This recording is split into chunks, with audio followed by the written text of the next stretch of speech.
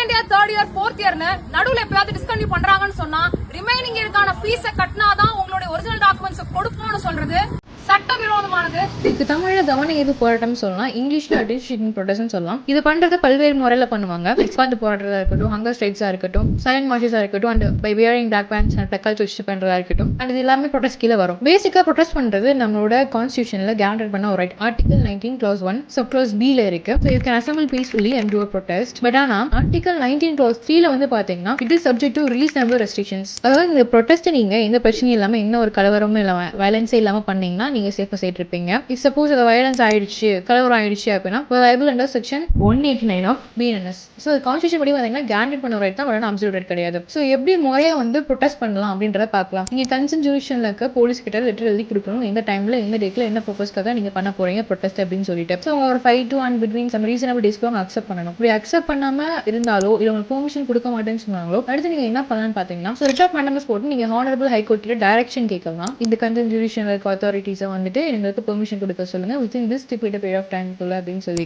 And meanwhile இந்த மாதிரி same issue உங்களுக்கு ஆயிடுச்சு, லைக் சர்டிஃபிகேட்ஸ் வந்து தரல, டிஸ்கன்யூ ஆக போறேன், ஃபீஸ் கட்டினா கொடுப்பேன்னு சொல்றாங்க, இந்த மாதிரி இஷ்யூ இருந்தாலுமே நீங்க இதே மாதிரி ஒரு ரிட்டை ஃபைல் பண்ணி உங்க இதை வாங்கிக்கலாம், ப்ரொடெஸ்ட் பண்ணி இப்படி தலை சுற்றி மூக்கு தோறதுக்கு. ஸோ இந்த வீடியோ இன்ஃபர்மேட்டிவ் இருந்துச்சுன்னா லைக் பண்ணுங்க. So to know your legal rights and liabilities, to subscribe and stay tuned. Thank you.